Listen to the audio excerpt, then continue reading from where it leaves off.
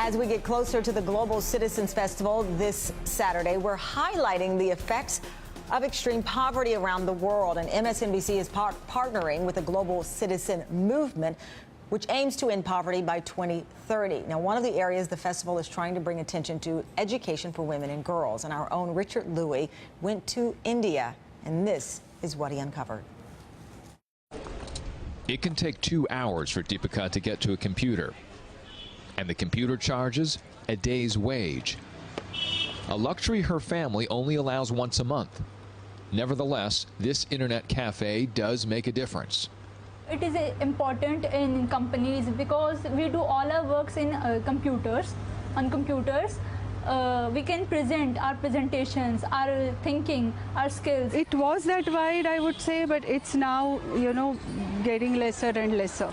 Executive Director of Plan International India on the digital gender gap. When computers came or internet came, boys had the access. It's the men in the family who first had laptops and computers. Her organization started a digital literacy program at this New Delhi school. Girls like Deepika now use a computer every day, just like the boys do. It is a new concept. Even in schools of my kids, this concept is not introduced. So I feel proud. Teaching computer classes also helps female teachers gain new skills and job marketability. Women need it. As girls become adults, few will have access to the internet. 1 for every 4 men in India, according to research firm ICRW. The likelihood they'll work as adults, about the same. Plan's Judith Register works on programs to help girls in over 25 countries. We see the situation in India, we think it's unique, but the reality is this is a problem that is common all over the world, and the very future of girls are impacted by this situation. But not for Deepika and her classmates. Instead of energy spent getting to internet cafes, it's now energy spent on dreams. Changing the landscape, NGOs creating awareness. $1 I will use to really reach out and create access.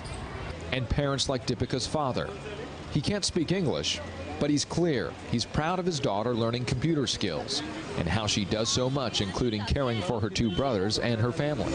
I am a lucky person to find such a kind of parents. When asked which of his kids he thought would go farthest in life, my daughter. The only English words he used the entire day.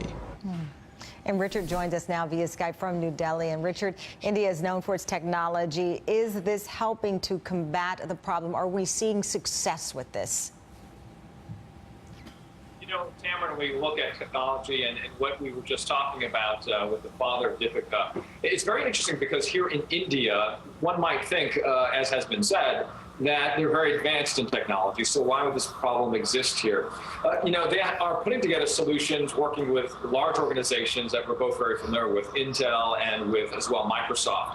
And what they're trying to do is reduce that digital gender gap. And they're finding that by reaching out and employing and activating computers in places like Africa, for instance, just by putting out 1 million computers, they're able to reduce that gap by 50%. And those solutions that are being used in business along with governments is now being used in other countries around the world, including the United States, and it's happening right here in India. Well, outstanding reporting, Richard. Thank you very much for your time. And by the way, MSNBC is your exclusive home of the 3rd annual Global Citizen Festival. Live coverage begins this Saturday, starting at 3 p.m. Eastern Time, and I will be on NBC at 9 Eastern Time for a 1-hour special tied in to the festival as well. So we'll see you on both of our platforms.